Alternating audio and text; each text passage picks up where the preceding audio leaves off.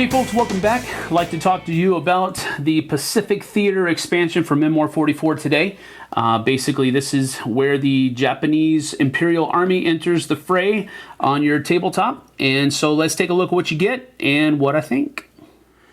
As we take a look at what comes inside the Pacific Theater box, you'll be first of all getting 66 plastic piece miniatures. There's going to be 48 infantry, 12 tanks, and then 6 artillery pieces. And then you'll also be getting the scenario booklet, which I'll show through you in a little bit, a night visibility chart, which also I'll be showing you in a little bit. You'll also get 44 double-sided terrain hex pieces, and then a bunch of counters and new obstacles newly designed for the Pacific Theater aesthetic look. All right, so let's take a look at what you get. First of all, let's take a look at all of the different terrain hexes that come with the Pacific Theater. First of all, you see that we have airstrips that are now available. There's no movement restrictions, no combat restrictions, doesn't block line of sight. It simply is there for some of these scenario-specific rules that will be there. It will also have effect if you have the air pack, and you can make air sorties from and land on airfield hexes if you're using air pack rules. So we'll get to those eventually. There are also beach hexes that have the same terrain and restrictions and all of that good stuff from the original base game. Then you also have mountain caves and caves on hills. So these are these two things. This is the cave on the hills, and this is the caves on the mountain hexes. Movement: only Japanese infantry units can claim a cave as a defensive position. Otherwise, caves are impassable. They are certainly impassable to armor and infantry units. Armor and artillery units. But there are no restrictions for infantry units.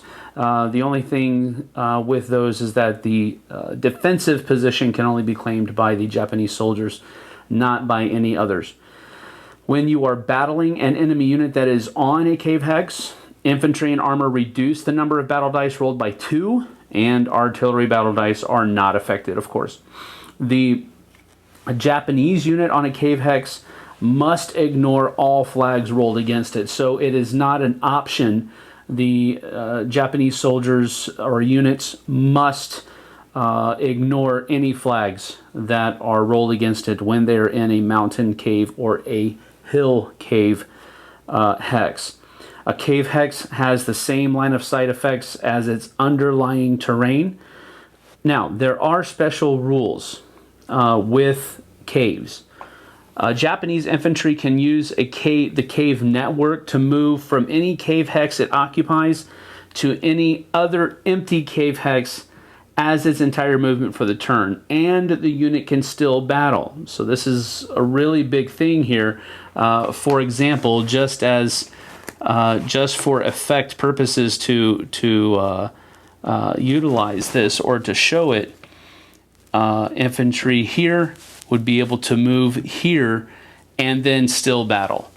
Allied infantry can attempt to seal a cave by moving onto it. As long as no enemy unit is adjacent to the cave hex, the Allied infantry can roll close assault dice in lieu of battling. If a star is rolled, the cave is successfully sealed, so you would turn that cave hex to its other side to reveal its underlying terrain. There are regular hill hexes and then also regular mountain hexes as well. I didn't show a hill hex here because you probably already know what it looks like. They also have hospital and then HQ supply tent hexes. This is the hospital hex, and then these are the HQ supply tent hexes. The hospital hex, when an ordered infantry unit is on a hospital hex, it can recover lost figures as long as no enemy unit is in an adjacent hex by applying the Mechanics and Mechanics command card. You don't have to have the card. You just get to use the effects of that card if you are on that hospital hex.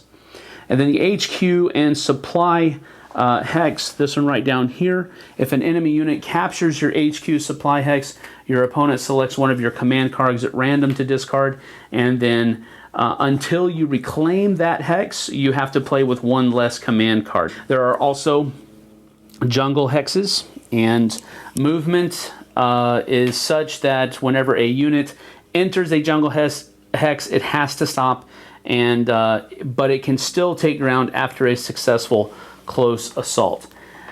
Battling, an infantry or armor unit that moves onto a jungle hex from an adjacent hex can still battle, and then an armor unit that makes a successful close assault can take ground, but and then it can also do an armor overrun combat as well. When battling a unit that is on a jungle hex, infantry reduce the number of dice rolled by 1, and armor reduces by 2.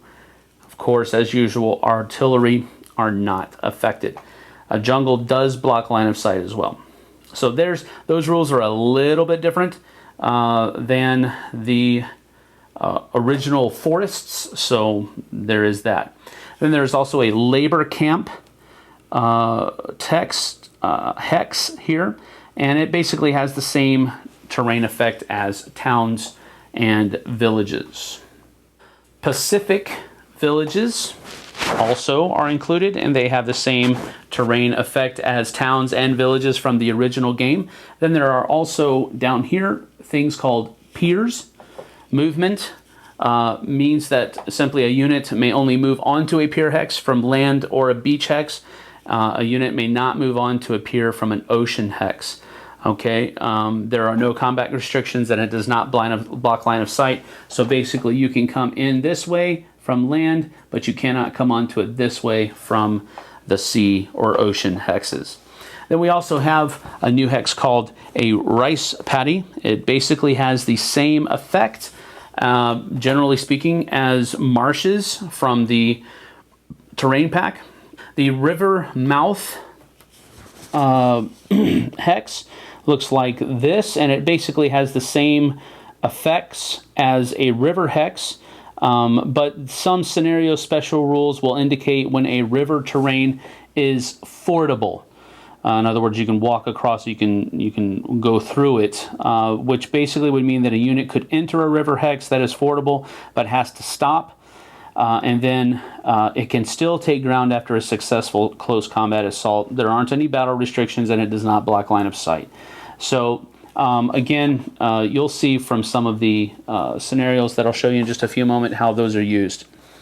Finally, there are trenches that are the same as the ones that come in the Eastern Front expansion. So you can reference that as well. You have, first of all, field bunkers that in effect are the same as any other bunker that you've already seen, with the caveat being that either side can claim it as a defensive position. And then rope bridges up here have the same effect as any other bridge that you've already seen. And then you also have warships, which is a new rule for Memoir 44 that came with this expansion. And so you have destroyers and then also aircraft carriers that come and can provide support from ocean hexes. Generally speaking, a warship can move 1 or 2 hexes in ocean hexes, but can never move onto ocean hexes that are directly adjacent to a beach hex. A warship provides long-range offshore artillery support, firing over a range of 8 hexes.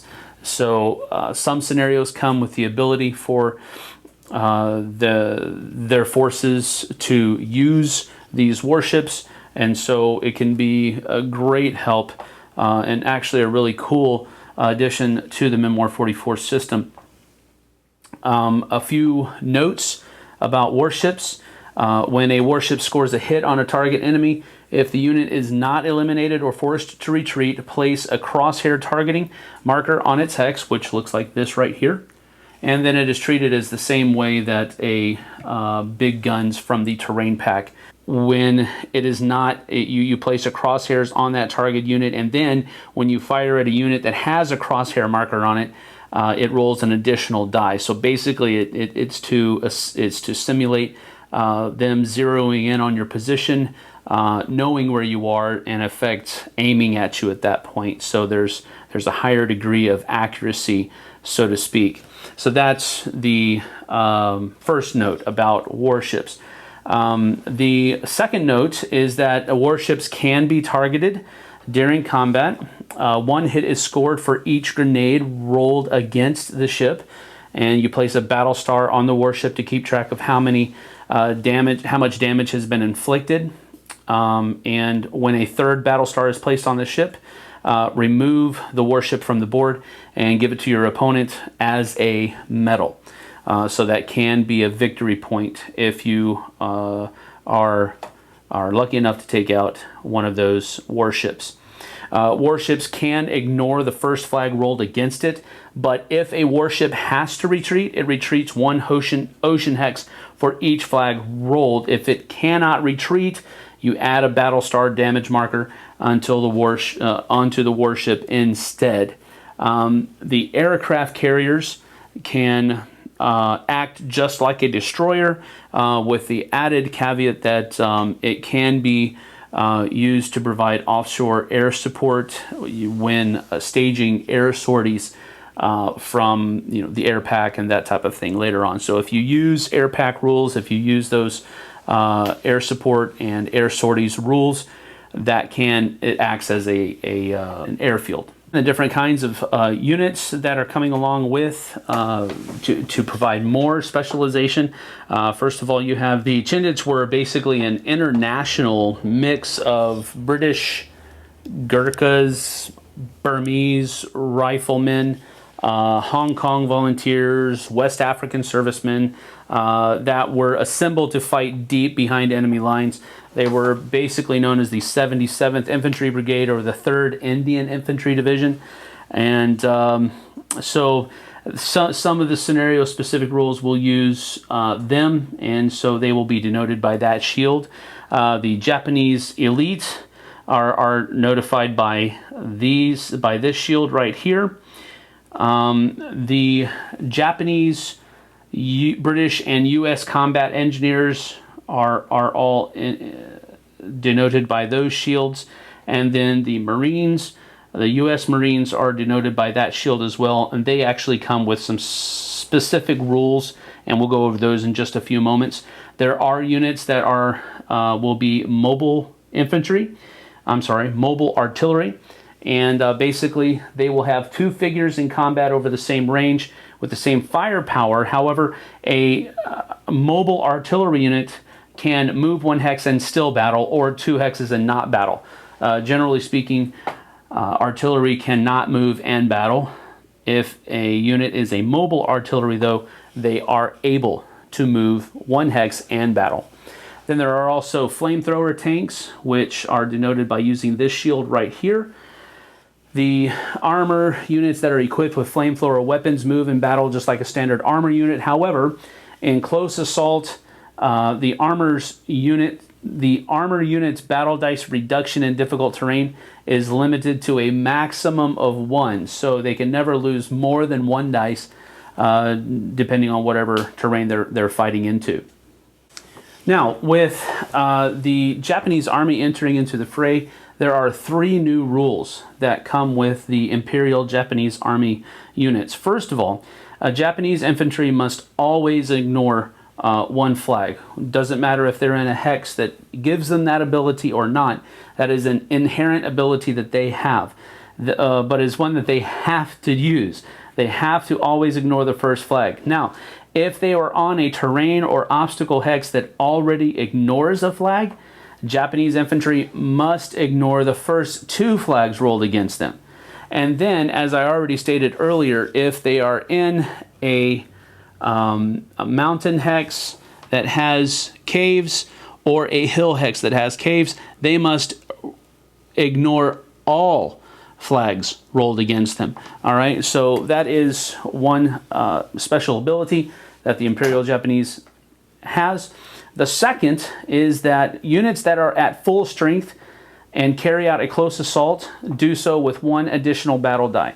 And this only applies when a unit is in close assault combat with its initial figure count, which would usually be 4, but sometimes it could be 3, I guess.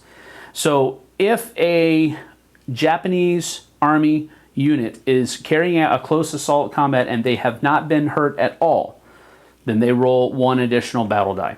And then finally, the third special ability that the Imperial Japanese Army comes with is that they can move 2 hexes and still battle if they're carrying out a close assault on an enemy unit.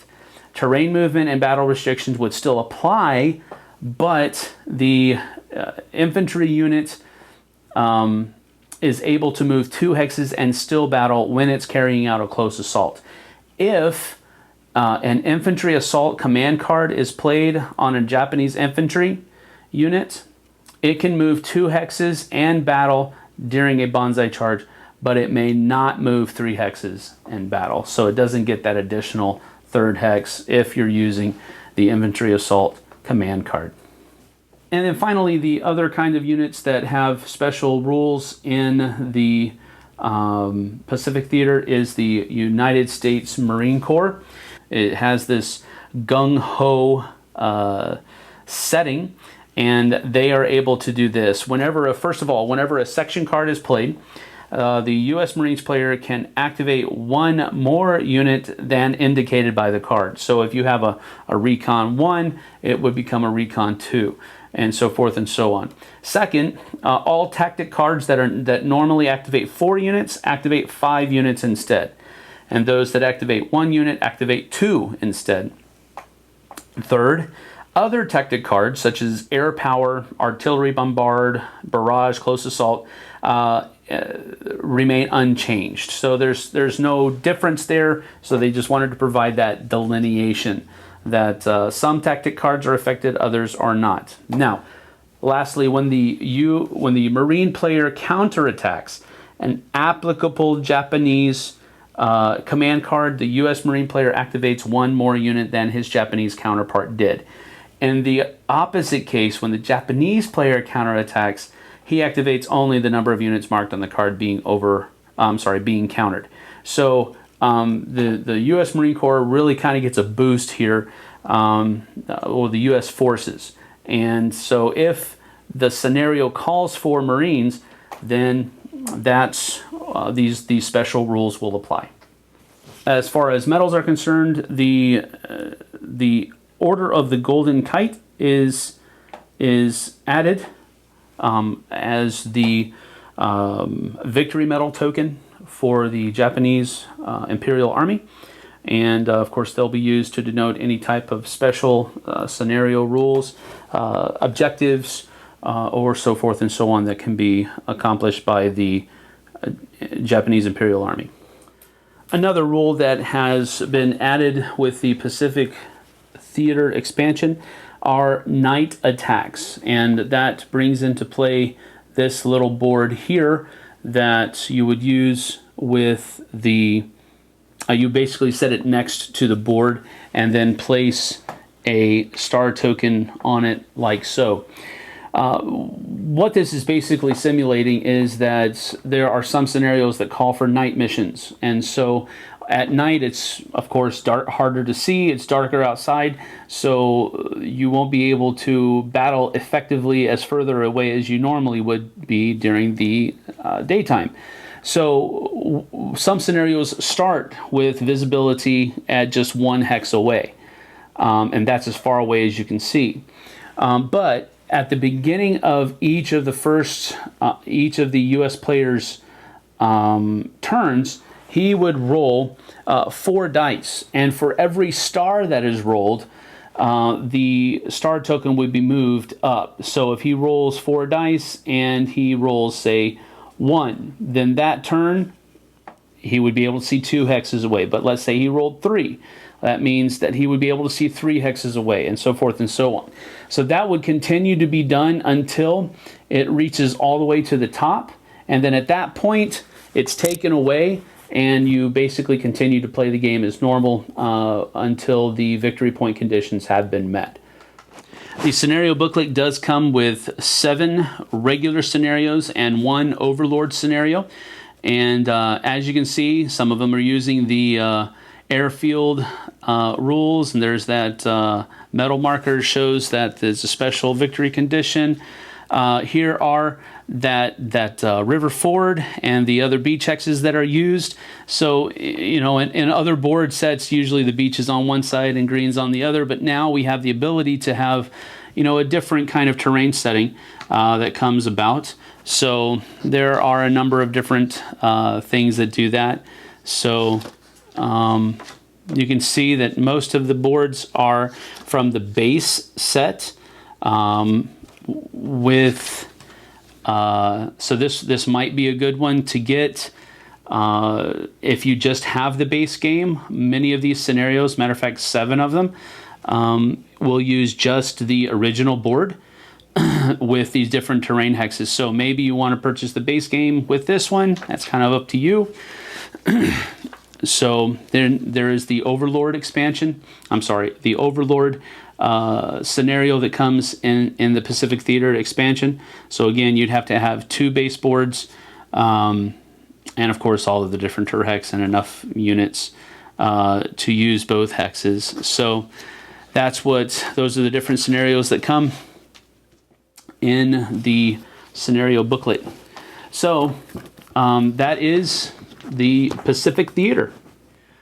All right, so that's the terrain, units, special rules, all that stuff that comes with the Pacific Theater of Memoir 44. Now, you guys know me. You know I love this game. You know that I really enjoy taking a stroll through history basically every time you play this game, and that's one of the real benefits about it, is that it is so historical, that light war game feel, but still gives you that rich historical thematic experience.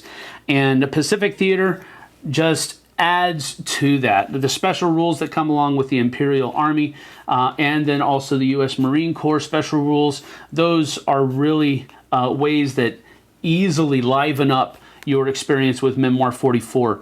The warships is another cool addition as far as I'm concerned. This is one of those expansions that I think is really cool and is a necessity for Memoir 44. Of course, you're not going to go out probably and buy it right away, but adding another army to Memoir 44 is always a cool thing. And the cool thing about the Pacific Theater expansion is that it uses most of the scenarios, except for the Overlord scenario that comes in this, uses that base board that comes with the base game. It uses the original board. It doesn't use the desert one or the winter one or anything like that. You don't have to have one of the maps that come with some of the Overlord scenarios. You can use just your base game board with this. So I think this might be a good one to pick up. I'm talking from a practical aspect. This probably expands the game a little bit more than some of those others because it adds an army and it adds terrain that you can use with that base board that comes in the base game.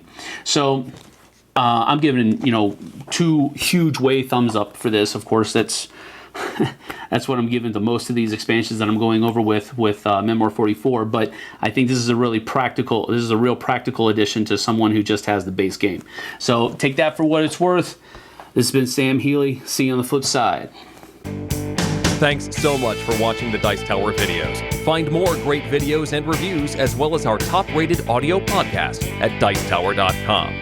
You can also find other great shows at DicetowerNetwork.com. I'm Eric Summerer, and you've been watching The Dice Tower. The Dice Tower is sponsored by Cool Stuff Inc., where you can find great games for great prices. Cool stuff in stock. Check them out at CoolStuffInc.com.